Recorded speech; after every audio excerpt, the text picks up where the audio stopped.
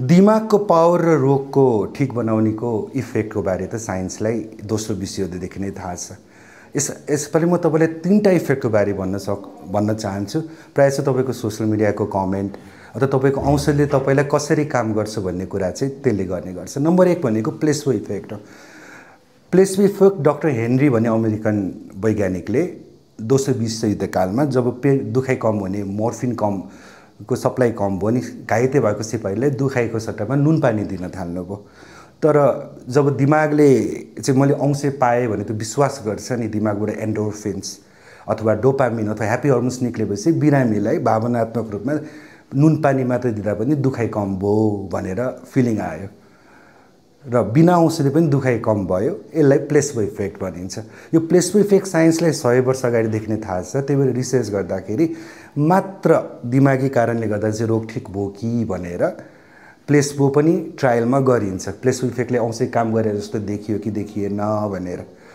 अनि दोस्रो भनेको तपाईँले याद गर्नुपर्ने भनेको नोसिबो इफेक्ट हो कि।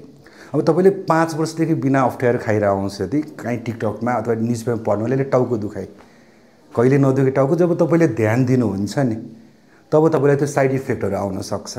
यो औषधिले पेट ढुस्स बनाउँछ भने पढ्नुभयो कतै, अनि आफूलाई फेरि त्यसपछि पेट ढुस्स भए जस्तो लाग्न सक्छ कि।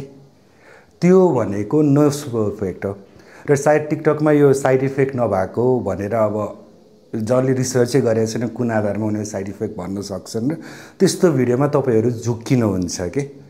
र यो नोसिबो इफेक्टले गर्दाखेरि मोडर्न साइन्सको मेडिसिन मलाई चाहिने भन्दा बेसी साइड इफेक्ट भयो भनेर तपाईँले सोच्नुहुन्छ कि। र तेस्रो भनेको लेसेबो इफेक्ट। लेसेबो इफेक्ट भनेको के हो भने नि, अब त्यो प्लेसबो इफेक्टमा जस्तो विश्वासले गर्दा प्लेसबो ठिक भयो नि, यो लेसेबो इफेक्ट पनि त्यही ट्रायलमा देखिन्छ।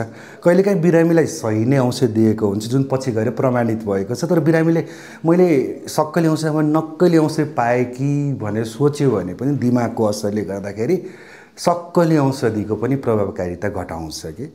त्यसलाई चाहिँ लेसेबो इफेक्ट भन्छ। त्यही भएर तपाईँले कुनै उपचार पद्धतिलाई विश्वासै गर्नु भएन भने जहिले पनि त्यसको इफेक्ट कम आउँछ कि। त्यो भनेको लेसेबो इफेक्ट हो। यो 3टा इफेक्टलाई बुझ्नुहोस्। किन त्यो आयुर्वेदिक अथवा पारम्परिक औषधिमा विश्वास धेरै छ भने नि उनीहरू साइड इफेक्ट छ भने भन्न सक्दैनन्। हाम्रो साइन्स यति कडा छ कि जस्तो फ्लू भ्याक्सिन भने जस्तो 1 लाख जना मान्छेमा एउटालाई चाहिँ जटिल साइड इफेक्ट आउँछ भनेको थियो नि, त्यो त दुर्लभ हो। लगभग तपाईँलाई हुन सक्ने चान्स कम हो। तर पनि यही इफेक्टहरूले गर्दाखेरि तपाईँहरूको सोच हुन्छ नि मेडिसिन ट्रिटमेन्टमा धेरै फरक पार्ने गर्छ है।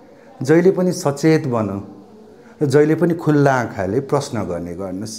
जब तपाईँ खुल्ला आँखाले प्रश्न गर्न सक्नुहुन्छ नि संसारै अर्को हुन्छ है। धन्यवाद।